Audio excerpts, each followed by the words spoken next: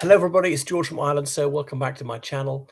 Anyway, I'm forecasting the next Westminster election in the United Kingdom, a fool's errand if ever there were one.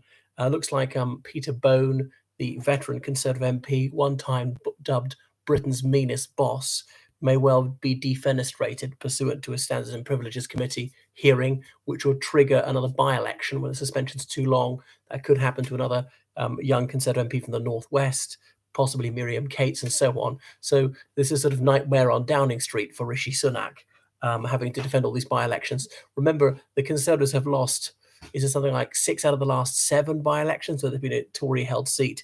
Boris Johnson's Uxbridge and Ruislip North seat was narrowly held, partly by really emphasising the ULAS issue, even though Parliament has zero control over that. It's the Mayor of London. But voters don't see it that way. So when is the next election? Obviously, it's going to be by this time next year. That's the latest possible date. Well, dissolution of Parliament, the election just into January 2025. But Sunak says, no, it's going to be 2024. Now, he might go down to the wire to maximize chances for things to go right, for inflation to come down, for the economy to grow, for maybe some success in the NHS. And there's been limited success in getting the waiting list down for the most critical cases. But overall, the waiting list has grown. Well, that's sometimes misleading because more people on the waiting list, even if they're waiting for a shorter time on average, and blah, blah, blah. And there'd be a perverse incentive to treat trivial things just to get the numbers down and let more serious things go on for longer, and then the person dies and he or she's off the list. So 97 was an annus horribilis for the Conservative and Unionist Party, but this shouldn't be overstated. Down to 30.7% of the vote, down to 166 seats, the worst defeat in terms of seats since 1832. But Labour's had worse defeats in terms of share of the vote, 28% under Gordon Brown, not so long ago, 2010, and a worse result, a very, very bad result in terms of seats, last time. And that's why it was difficult to see Labour coming back in a single election, because they lost so badly in terms of seats. They're not that badly in terms of votes, 32%. But anyway, so there's this talk that will be a spring election. I doubt it, just possibly May. Is most likely he'll leave it as long as he can, hoping there might be some huge scandal in the Labour Party. There were some green shoots for the Tory Party. Hate to be terribly cynical. They say you can never be too cynical in politics. When Labour was squabbling over the Gaza issue, was Starmer being overly Zionist? Should he have spoken up for the beleaguered people of Gaza and say that Israel's military response was excessive and indiscriminate? And a couple of hundred Labour councillors resigned from the party. No MPs did. Some resigned from the front bench and so on. But that hasn't ripped the party apart.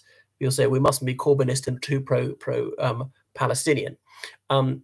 But anyway, so you look at the opinion polls, and you would expect the opposition party to be well ahead at the moment, and the governing party to be behind. But obviously, going into the 5th year of Parliament, generally the governing party starts to recoup support. But is that enough to win? So the most recent poll, the Tories are about 25 percentage points, Labour about 44 percentage points. So that's a commanding lead of 19 points.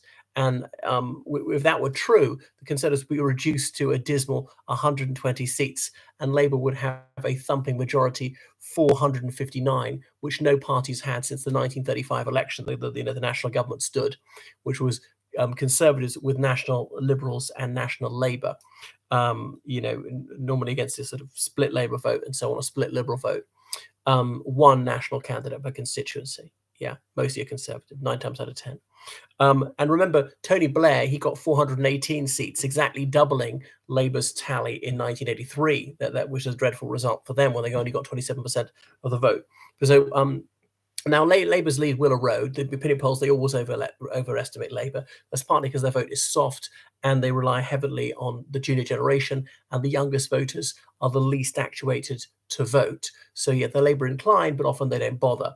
Elderly people who break very heavily towards the Conservative Unionist Party have a very high turnout. And of course, postal voting helps that. But the other thing is Conservative voters are dying off, and I do mean literally. Now, obviously, they're not going to go the way of the dinosaurs. They're not going to extinct. And it is true as people get older, they tend to be more conservative, but that might happen less than before. 47 was the age last time which became more likely to vote Conservative than Labour. The next election will be up to something like 57. Of course, the older you go, the fewer and fewer people there are, because they started to die off. So the Conservatives have got bigger problems amongst the young, big problems amongst ethnic minorities who overlap a lot. But we could break that down because amongst the Indian community, that's actually quite conservative now. They're quite affluent, feel well established in this country, represented by people like Rishi Sunak. Amongst the black community, the Conservative Party is still rather unpopular. You could do it by religion, like Muslim, Hindu, and so forth. The Hindu and Sikh communities, fairly conservative, maybe 50% conservative. The Muslim community, decidedly not. But that's partly because of where they tend to live.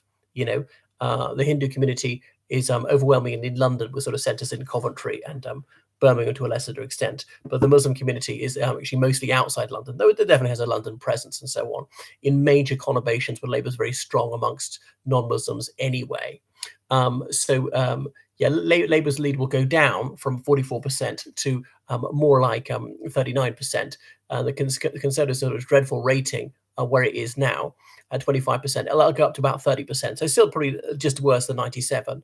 And the Liberal Democrats are on 11% of the vote. And they often actually fall slightly before the election. So I think they'll fall slightly, to maybe like a 9 or 10%. But they did very badly in terms of seats, only got 11 seats last time, even though the vote share had gone up by half. And they notoriously lost their leader, Joe Swinson's seat. But Sir Ed Davey is not much more effectual. I mean, I remember asking some A-level politics pupils who the leader of the Lib Dems was, and none of them knew, out of about 20 of them, which is a shocking indictment of his failure to connect with voters. You think of Lib Dem leaders in recent decades like the late Sir Charles Kennedy. Now, I know he was partial to a dram, but, he certainly had a media profile. Chat show Charlie panned as a lightweight because he said, as a leader of the Lib Dems, you don't get a lot of exposure. Therefore, you've got to take every possible opportunity to get your face on the box. So who would accept invitations to be on quiz shows, anything like that. And his affability went some way to make up for him being a rather unserious politician and plagued with his own inner demons. So the Liberal Democrats, they were captured, is it 3 seats in by-elections next time? So, I mean, they will go up.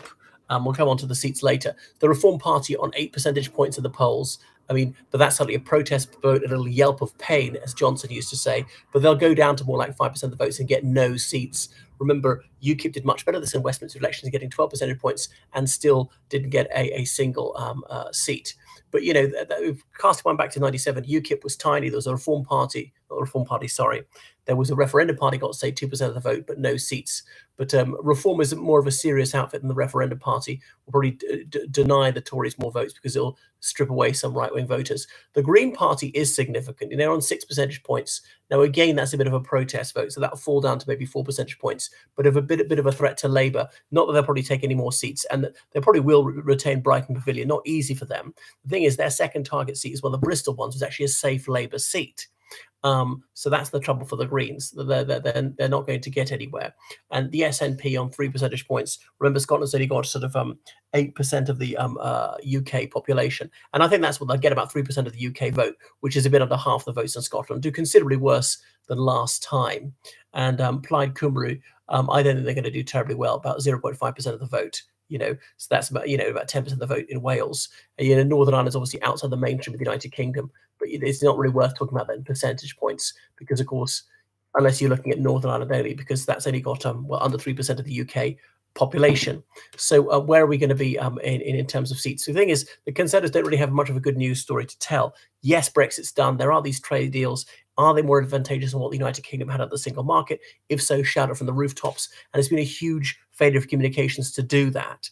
Inflation has come down a bit. All right, stopping the boats. There's been limited success. The Rwanda plan probably won't take off in any sense. There's been this feeling that there's sort of chaos and internecine warfare within the Conservative Unionist Party, squabbling, and it's all very unedifying. Not that Starmer has any star quality. Tony Blair, he is not. But perhaps he doesn't have Blair's debilities, his raging vanity, or his Pinocchio tendencies.